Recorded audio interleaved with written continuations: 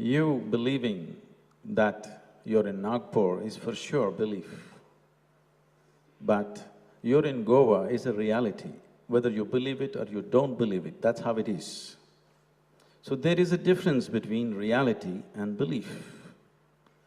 If you think whatever you believe is true, I want you to understand, we can make you believe just about anything. If you work hard enough on you, we can make you believe anything, and when you believe just about anything, that is what we are referring to as faith, or it's passing off as religion or faith. We'll come to this. Now… No, just a second. I'll have Javed to… sir, no, may I remain no the lecture. moderator? Javed I'll sir. get the point, sorry. Javed I sir. have to answer this. No Javed lecture. sir, let me be the moderator. One point, Javed sir. I'll answer. Yes, but let me… I will. No parivachans. I will.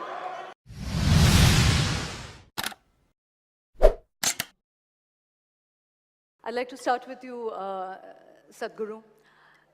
You have a passion for snakes, SUVs, bikes, helicopters, adventure travel. You have a flair for entrepreneurship. Your passion is the construction business, and you're a Sadhguru. Can you spell out what is the core philosophy of your foundation, of your practices, and how do these two aspects of you sit together? Good evening, everyone. First of all, let me correct that. I have no passion for snakes or SUVs or helicopters. I'm just passionate about life and just about anything that I do. It's not about this or that. I do not know how to do anything without absolute involvement. So passion is a word that people attach, but it's just that just about anything that I do, I do not know how to do it without absolute involvement, because it's only with involvement one knows life. It doesn't matter whether you're doing business or art or music, spirituality, it doesn't matter what you're doing. If you're not involved, you'll miss it all. So, I'm just involved. These are all names that people attach. These are only a few things that people have seen. Well, I'll come back to this strand of materialism sitting well with spirituality, but before that, you say that your philosophy is not even a teaching, it's a technology, and it just works. What is that? Can you articulate it, and what does it mean when there doesn't have to be personal endeavor? One doesn't have to be a learner, but you can just achieve a technology. So there is no philosophy, because generally philosophies are just fantastic explanations for those aspects of life which can never be explained. So essentially, we're here. Whatever you think about it is just your thought. But the fact of it is, if you look at this, as a human being, this human mechanism is the most sophisticated technology on the planet, isn't it? Whatever other gadgets that we have, they all come out of it, out of this one. This is the most sophisticated mechanism. You see today people are deeply engrossed in their iPhones, but what about the eye? This is the thing, this is the gadget. If you pay enough attention to this, you would understand how to operate this at its highest possible mode. So the whole process that we refer to as spiritual is just this, so that this mechanism attains its fullest capability and possibility, that it doesn't just operate in a minimalistic way. So that's why it's a technology. Philosophies have happened because of the misunderstanding of the technology. Otherwise, essentially, only technologies were transmitted. If you look back and see, there were no teachings in this country, there were only methods. There were only? Methods. How to do it, how to make this happen at its highest possible level. So once we enter this sphere, being a subjective dimension of life, you have a body, you have a mind, you have emotions, you have energies supporting all these three. So when we handle all these four dimensions, some of it may not come under the purview of rudimentary logic and reason that a lot of people subscribe to. Because of that rudimentary level of reasoning, they think it's beyond reason. It is very much in reason. If you probe into it, we can go into it. But in fact, you know, before we go further with that, in the past, you said, yes, that, you know, in India, there's always been methods, there hasn't been teachings. But the purpose of spirituality was, to some extent, to disconnect people from desire, from materialism, to understand the limits of that. Why is it that with the Isha Foundation's philosophy, just self-actualization is the goal, you know, expressing yourself to the maximum you can, rather than to understand the finiteness of that? See, this understanding that spiritual means you have to dissociate with desire. Let's understand it this way. If you desire for food, if you desire for money, if you desire for a piece of land on this planet, if this is considered greed, now you want to know the very source of creation. This is super greed, isn't it? So where is the question of dissociating? It is evolution of desire, not dissociating with desire. Your desire is evolved. When you are a 5-year-old child, what you desired for completely fell away when you were 10. What you desired for when you were 10 completely was meaningless when you're 15. What you desired as 15 when you're 30 doesn't make any sense. So your desire is evolving. If you evolve very slowly, you will go at this pace. If you go beyond your experience and think beyond and reason beyond where you are, right now as you sit here, if you understand that after all you and me are mortal, whatever we may do, when you understand you're mortal, naturally the question of what is beyond, where did I come from, where will I go, this is naturally in the purview of human intellect. See, if you are not given ready-made answers by somebody, it is very, very natural that every human intellect will inquire, where did I come from, where will I go, what is the nature of my existence? So, this is not dissociating from desire, this is just evolving your desire to a new possibility. I'm going to bring Javed Sahab into the conversation in a bit, Javed Sahab. I just want to probe this a little more. I'm in no hurry. Take your time. I'll finish it. Sadhguruji, Javed Sahab, this is called theatrical timing. You've got to clap for saying nothing, actually. Sadhguruji, you know, we've called our session 5-star fixes because… and the reason I'm saying this is because perhaps it's something that one doesn't understand, that to be a part of your course, which actually a lot of my friends have taken, and I must admit that it does transform them, the breathing techniques, they come back calmer people, but it costs a lot. How… Is your spirituality, your technique, your old technologies not available for the poor? I want you to understand this. 70% of Isha Foundation's work is in rural India, where it's 100% free. I'm just robbing you to keep that 70% active. I couldn't get it. I missed that. So, you need to understand this. We charge one way in United States, another way in UK, another way in Lebanon, another way in Sri Lanka, another way in India, one way in Mumbai, one way in the ashram, one way in a local town, and in the village, it's free. You've got to give your accountants to the government. I will. It is already there. And above all, the volume of work our volunteers are doing is all funded by this. The amount of medical work, free medical work that's happening, education, we're involved with about 36,000 children right now actively. We're the largest ecological movement in the country. Nowhere in the history of independent India has this happened in any state. Tamil Nadu's green cover has gone up 7.2% in a matter of 8 years, with 17 million living trees that we have planted. So, where does money come from all this? No, but Sadhguru, that doesn't answer my question because of course you do a lot of rural outreach and one knows that. I was asking about… Those who do not have money should come and take it in the village, it's free. No, I was talking about your… See, now the thing is, 5-star culture, people want air-conditioned rooms, people want all the comfort and they want it free.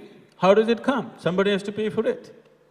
No, Sadhguru, I just want to finish my question. It's not about you charging the rich, which is fine for their well-being. I was asking whether your breathing techniques, your technology of self-actualization, whether that is available to the poor. Your meditative techniques, not your rural outreach. No, I'm talking about the meditative techniques. All the inner engineering programs in the villages are free, 100% free. Okay. One other question, which is about your central philosophy is to do with yoga and with breathing techniques, but there is also another… I would like to dissociate from that word philosophy. Okay. Your technology is connected with breathing techniques, but you also believe in past life. One of my colleagues spent a week with you at the foundation and wrote a big piece, and he said that there people feel that they can see disembodied selves, that your wife, you felt, was a sister from the past life. We've had James Randi here, who was shooting through this kind of faith system. And you said something very interesting to my colleague, when he was being skeptical about this whole idea of past life and seeing spirits that are disembodied. You said the reason you disbelieve all this is because your mind is in the UK in Greenwich Mean Time, and not in India. So is it really about conditioning of minds? It is not about conditioning of minds. Let's look at it this way. When you were born, you were not made like this, isn't it? You were so small. Now this much happened, how? So what you call as my body is an accumulation, yes? Is an accumulation? It's an accumulation. It's just a piece of planet that you accumulate through the food that you eat. What you call as my mind is a heap of impressions which you also accumulate over a period of time. So your body is an accumulation, your mind is an accumulation. What you accumulate, at the most you can claim it's yours, but you cannot say it's me, isn't it? It's like the 5% of the universe that we understand now. One of the scientists were telling us about that. No, I'm not talking about that. See, right now, whatever you accumulate, you can claim it's yours, but you cannot claim it's me, isn't it? What you accumulate cannot be you, isn't it? So you gathered your body, you gathered the whole volume of your mind, so what the hell are you? Never been looked at, isn't it? You're making assumptions. So your personality, your ideologies, everything picked up, everything accumulated. You can accumulate and keep it and use it, but you can never claim it's mine. Everybody should get this now. If you don't get it now, you'll get it from the maggots. Sadhguru, you had a Mount of Sinai moment when you were young, when you felt that you were instantly transformed.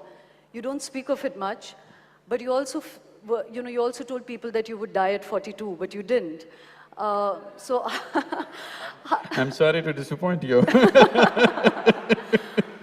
But that again puts all this realm into, I'm somebody in the middle zone. People who know me well always tease me about how I try to be a rationalist, but I always believe in the paranormal. But, there is no precision to it. So how do you square with that? What would your devotees say if you said something, the paranormal is not empirical? See, these are all words, we keep on inventing more words for all this. This is just life, in the sense. Now, when you talk about past lives, present lives, I always tell people, do not ever believe these things. At the same time, do not be a fool and disbelieve it, because belief and disbelief means just this. You believe something or you disbelieve something essentially means you are not straight enough to admit that you do not know. You have not understood the immensity of I do not know, because I do not know is a tremendous possibility. Only if you see I do not know, the possibility of knowing ever arises in you. So this must be clearly demarcated. See, the moment you say, I'm religious, you refer to yourself as a believer. The moment you refer to somebody as spiritual, you refer to him as a seeker. Who can seek? Only one who has realized that he does not know can seek. If he thinks he knows, why will he seek? Okay. Let me come to you, Javed Sahab.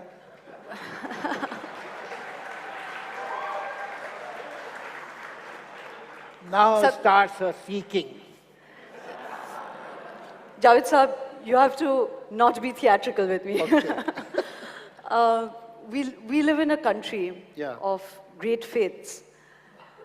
You are part of a creative space that very often expresses stories through faith. You're a committed rationalist. You know, if we see the finiteness of faith, would you accept that there's a finiteness to just reason as well? First of all, I think before starting any discussion, one should always decide on the meaning of words. Maybe you mean something by faith and I am understanding something else. What is faith? And what is the difference between faith and belief? I believe I am in Goa. I believe there is a place called North Pole. I believe that Ethiopia is a poor country. I believe that Germany is a rich country. Is it my faith? Why it is not my faith? I'll tell you why it is not my faith and why it is my belief, because it is reasonable. Anything, any belief which is devoid of logic, reason, rational, evidence, witness, that is faith. Anything which is devoid of all the logic, all the reason, all the ration, all the witness, all the evidence, that is faith. And I really wondered what is the difference between faith and stupidity, because that is, stupidity has the same definition. I am willing to accept belief, but it has to have some rationale, some reason. If you don't have any, you disarm me from reason, logic. Now, when you say that whatever a mind is accumulated, my body is accumulated, that is not me. It is like saying that as long as you can peel the onion, you are not finding the onion. These skins are the onion. This accumulation is me. If you eradicate this accumulation, I don't exist. That's all. Javed Saab. I think I should respond to this. Okay, all right. Now, you being in Nagpur right now, for sure is your belief. But you being in Goa right now is a reality, which you better grasp. Sadhguruji, just give me a moment. There's a reverberation here and we can't really hear each other. Could you just turn the speakers towards us? Or maybe give Sadhguruji another mic because we can't Not really that I hear can't understand him, I can't even hear him.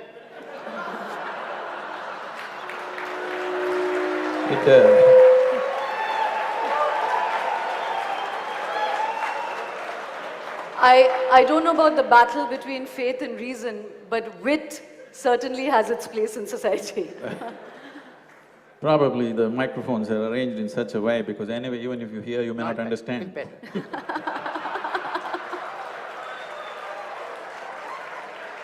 Thanks for the compliment, sir. Gayatri, yeah, so it'll have come on.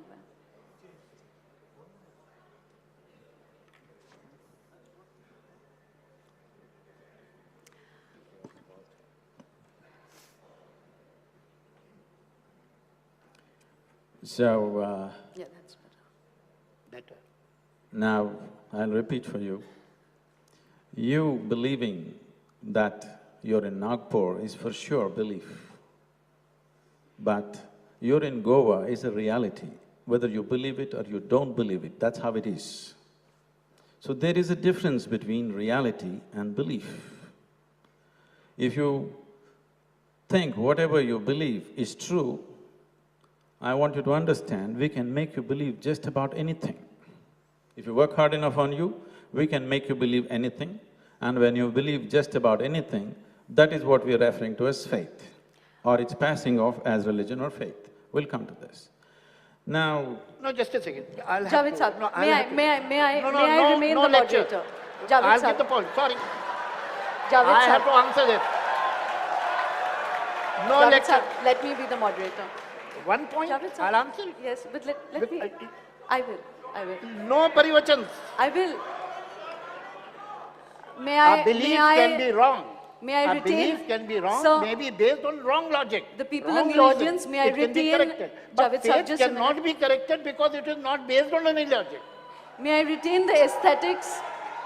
May I retain the aesthetics of this session? I really don't need anybody telling me that I'm not going to let him talk. I will let him talk. Can we please keep the aesthetics of this alive? So, So this whole presumption and the way this is going is coming from a certain fundamental presumption. Because even when I met Javed Sahab last time, he was telling me that some guru told him not to use his mind. I do not know which guru said this. One thing is clear, the advice has been taken seriously. Javed Sahab, Why have you taken it seriously? why have you taken him seriously? I promise you, Guruji, I have never taken any guru seriously. I have not taken any guru seriously, I promise you that. In the rich tradition of the argumentative Indians, Yeah. it remained with the argument, it never got personal, both of you. So I just wanted to come back, Javed Sahab, to this whole issue of the finiteness of reason. You know, we just saw Ramanujan, for instance. He was intuitive. He didn't know how he arrived at that math, but he arrived at it. I have absolutely no argument with the fact that reason is the highest condition of man as we understand it. But is there not space for something beyond our empirical understanding? Of course there is. But there is no halo around it. There is nothing like spiritual about it. When you look at the fan, and if the fan is running on full speed, you can't see the blades. It doesn't mean there are no blades. You know, when you think very quickly, you may not see the reason, but when you will sit back and analyze it, if the conclusion is right, then there is a logical step behind it. You have not seen it at that moment, because your conscious mind is not the only mind. You have many parts of the mind. You lose a key, and you try to remember, you can't, and then you're talking to somebody else, and suddenly you remember where you have kept the keys, because a part of your brain was working on it. So brain is a very complicated machine. Mind is the most sophisticated computer in this universe at the moment. So you have to understand the functioning. If Ramanujan understood it, he understood it in a language which he knew. Why he did not understand in Chinese or Hebrew?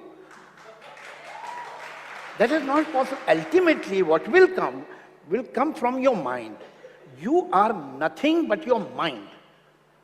And if that is eradicated, you don't exist. But Ramanujan actually believed that the goddess was giving him that intuition.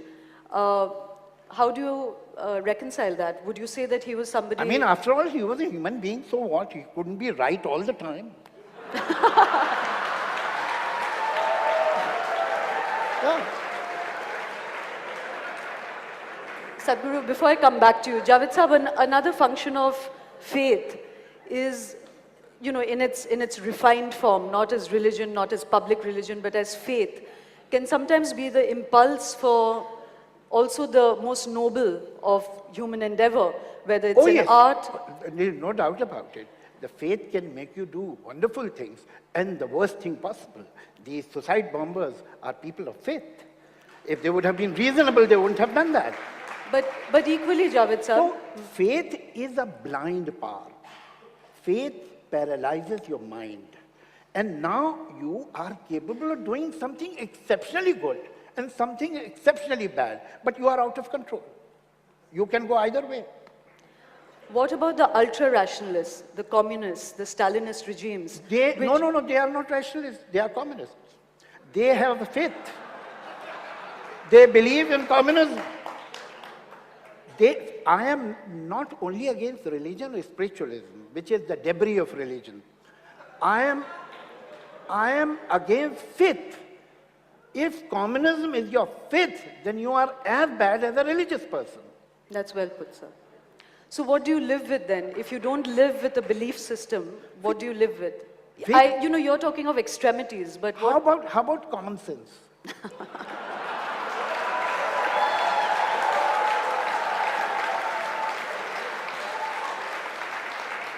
Will it do? It'll do for the moment.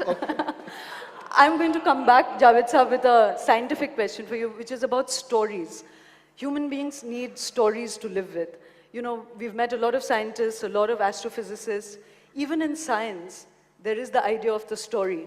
I don't know much about it, and if you question me too much, I'll falter. But, you know, the universe, Professor Ganesan was telling us that we understand only 5% of the universe. There's 95% we don't understand. And we both met Richard Dawkins in Jaipur earlier this year, and he was suggesting that outside of this universe, there could be multiverses. Now, that is not something we know. It is a belief in something that is... No, it is not a belief. It is a guess. Maybe, maybe not. No, it's a story you live with. Why can't we live with other stories in the meantime, which give people a sense of certitude in their life, a sense of solace? You see, what is the problem? That as long as you have curiosity, as long as he said very rightly, and I totally agree with him, that you should be humble enough to accept that there are many things that you don't know. And only then you will search. What is wrong with religions? That they know everything. They can tell you how to make a universe in 4 easy lessons. They will tell you where you were before you were born, and where will you go after your death, and so on. So they have all the answers. That is the problem.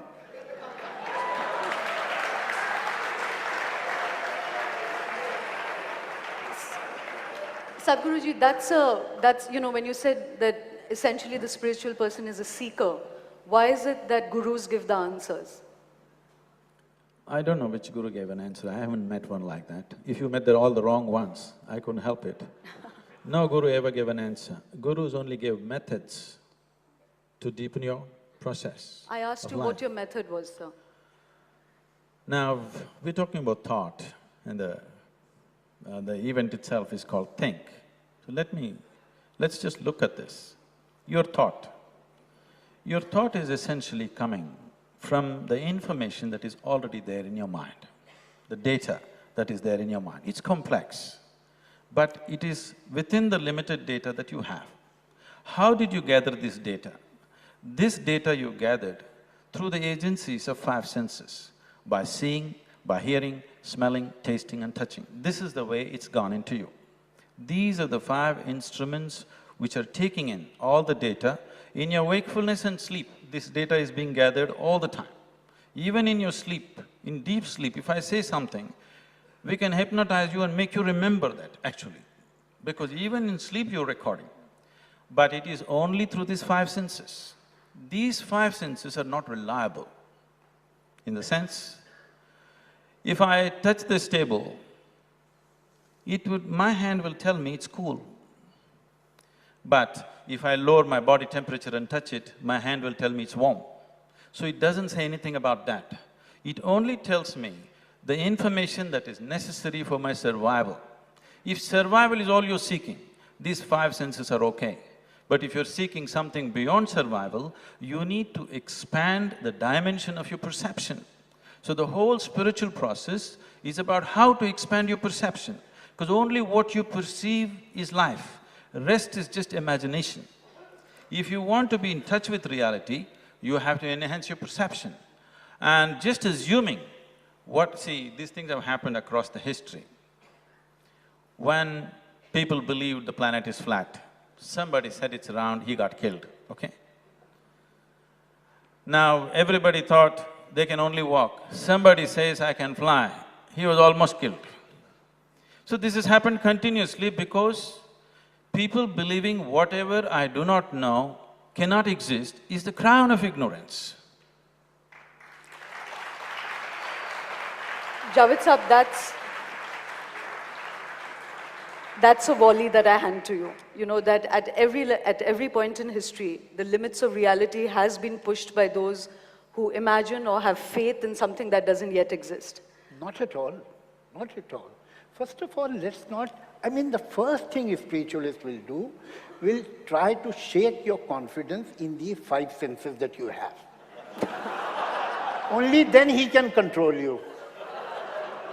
Now, if you think that you will believe on any other thing, then take a person, do an operation on him, disconnect him with his brain, and then let us see how he expands his personality. Whatever expansion happens, happens in your mind. And you cannot undermine it. And whoever suggests that that is to be undermined is playing a very dangerous game with you. Because then you will not have any discretion. How will you decide whether whatever he's saying is right or wrong? And whatever he's saying is he's using his brain. He doesn't want you to use your brain. From where this thought has come? Has it come from where? From where it has come? It has come from the mind. Even if you think that the mind is not everything, that too has come from the mind. If you don't trust mind, how do you trust this thought? Okay. But Javed Sahab, Yeah. you said the five senses. As a writer, as an artist, as a human being, Yeah. don't you sometimes have a sixth sense about No, something? no, please understand. You see, there are, like between countries, there are no man lands. Between India and Pakistan, between India and China, there are no man land. Same way, between your subconscious and between your conscious mind, there is a no man land. And what happens that if you rely only on your current thinking, on your mind and brain is also like a house. Your mind, your conscious mind is your living room. But then you have other rooms, you have attics, you have bedrooms, you have basements within your brain. When you relax and you allow the other part of your mind to take over, then your conscious mind and your subconscious, they work together in partnership. And ultimately, something comes which comes from you, comes from your mind, but from that part of mind which more often than not you are not using. That's all. But it is the mind, ultimately.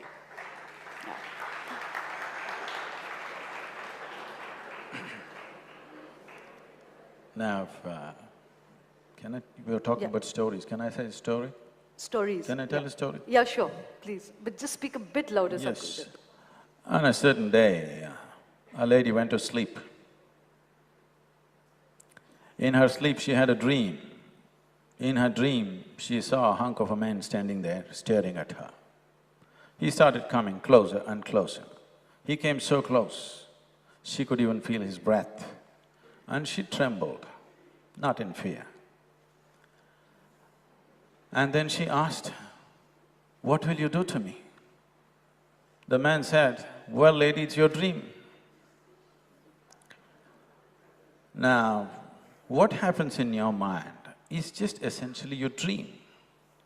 Just being in a constant state of flowing thoughts all the time, 24 hours, thoughts are flowing. This does not signify intelligence. This suggests diarrhea, mental diarrhea. Constantly, it is on and on and on. Now, if one has made an effort, one has strived to look beyond the firmament of the mind, one would know other dimensions. Simply denying that nothing like that exists because I do not know it is, I do not know, it doesn't need comments. Sadhguruji, but you just said that the five senses are unreliable, but just to come back to that detail… No, five senses being unreliable, let me come to this. Right now, what your visual sense understands as light, many other creatures on the planet understand it as darkness, isn't it so? You sit with an owl and start an argument as to which is light and which is darkness, you'll end up with an endless argument. So who is right? You insist you're right, but that is the whole problem. People insisting that they are right is the whole problem on the planet. But Sadhguru, if the whole point of your technology is to make people actualize themselves, why in the modern world is there still cult creation? Why does your photograph adorn every devotee's or every practitioner's home? Why do they not just take the technology and become independent spirits themselves? See, you don't mind if a rock star's picture is in somebody's house, okay? But people don't kill no, for let's rock come to stars. this. He lives a bad life, he is drugged out, but you don't mind. If a film star's picture is there, it doesn't matter. If the 12 girls from the Kingfisher calendar adorns your house, you do not matter. But you have something with me. What is the problem? No, I'll tell you what the problem…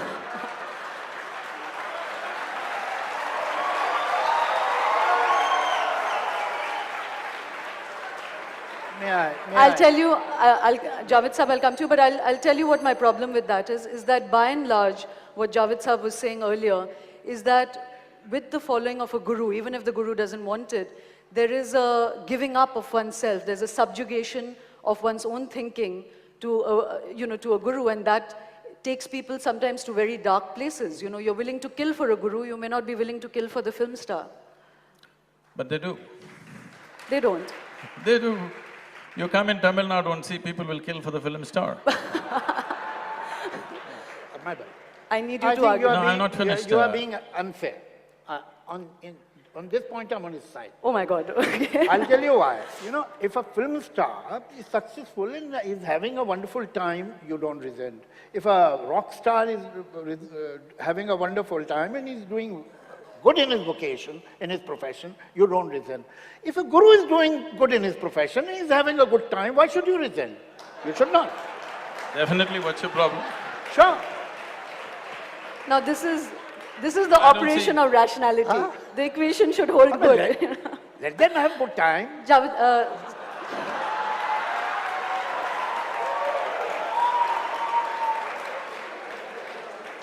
Sadhguruji, one quick question. I think my colleague is going to ring the bell any minute. You know, I saw a film recently in America made by a young man, and it's called The True Story of a Fake Guru. He dressed himself up as a guru, and he went and he met a whole lot of people. He listened to their sorrows, he listened to their stories. He put 3 pictures in front of them. He brought them into this sense of ecstasy and elation, and they began to transform themselves. They completely believed in him, and they began to follow him. They felt that they arrived at a safe harbor. At the end of the film, and they're being filmed through this whole journey, at the end of it, he reveals himself. You know about him. Yes. He reveals himself. He's just a young man from Yes. Phoenix. What is the answer to that, Sadhguru? See, this is why I want you to make a distinction between faith and a spiritual process. Faith is just a set of beliefs. Spiritual process begins only when you realize that you do not know the fundamentals of your existence. A seeking begins. When a seeking begins and you find your sense organs and your logic only takes you to a certain point and it's not willing to help you beyond that, then when you come to a dead end, you know there is something beyond but you're at a dead end, then you will want to know a process. So then somebody who has experienced it will offer a process. This is all it is. Now, in society, it might have found all kinds of distortions. You're picking up a bad apple and talking about apples. Sadhguru, consumption in this universe, in this earth, is really becoming something unsustainable. What kind of spirituality is it that does not talk about the finite end of consumption? You know, even as a method, even as a process, that is not part of Isha Foundation at all. See, we are always trying to curtail human aspirations, it'll never work. If I tell somebody, don't smoke, don't do this, don't do that, they will not do that. They'll anyway continue to do it or other kinds of compulsions will take them over. But if you teach them a method through which they're able to manage the chemistry of who they are, today there is substantial medical and scientific evidence, it is no more belief system. There is substantial scientific and medical evidence. Today, research has gone into the University of California, has done an enormous research on the simple Shambhavi Mahamudra, the basic practice that we teach. 3 months of practice, the neuronal rejuvenation in your brain is 241% more than the average, okay? There are any number of things like this. Now, the chemical soup that you are, you can either make it very blissful or miserable. So if you are blissful by your own nature, then all the compulsiveness will naturally drop.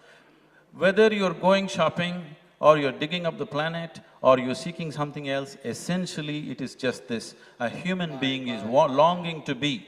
A human being is longing to be something more than what he is right now. But if that more happens, he wants more. If you really look at it, a human being cannot settle unless he has all of it. If you want all of it, Approaching it through physical means is a hopeless means. The desire is fine, but the method is hopeless. So spiritual process means you have offered him the right method, right process for the same desire. Javed Sahib, you wanted to say something? I really find it highly amusing. It's very interesting that it is in religion, it is in spirituality. The moment they find something in science which is compatible, they start respecting science. They say, look, now even the science has accepted it. But the moment science is opposing them, then it is not credible at all. And it is the history. There was a question which I missed that time, that we have to understand through spiritualism that why we are in this universe. What are we doing here? Why have we come here? I don't want to comment about anybody else's presence. But Guruji, I know why I'm in this universe, and the reason is unprintable. And the reason is? Unprintable. Unprintable. It is a pompous question that why I am in this universe. It is a pompous question what I am doing here. Have you ever thought of a mosquito? Why this mosquito is here in this world? Why this cockroach is here? There is, as far as life quality is concerned, there is no difference between a rodent and a human being, between a mosquito and a human being. The only difference is the mind. And this is the difference they want to eradicate.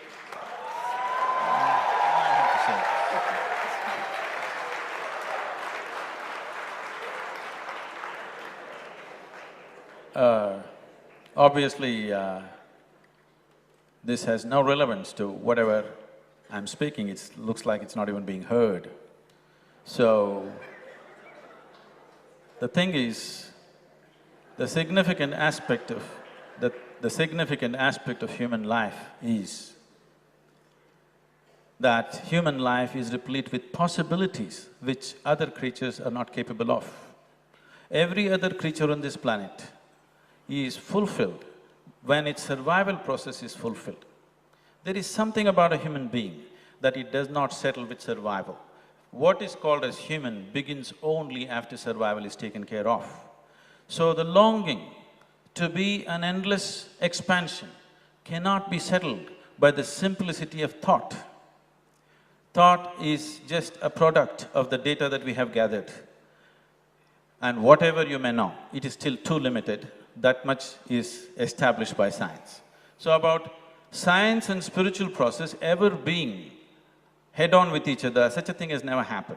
It is just that you have not been exposed to the right things. As I said earlier, you eat a bad apple and you make conclusions about all apples. It's an unfortunate reality of one's life. I'm going to have to end it at that. My takeaway from this are two things. One, that in India we've had a glorious tradition of the argumentation between men of faith and men of reason. There were the Navratnas in King Akbar's court. Yeah, I wind Why up. do you keep saying I'm man of faith? And the big takeaway that I think both of them will agree with is that we can first learn to operate with common sense. Thank you so much for listening.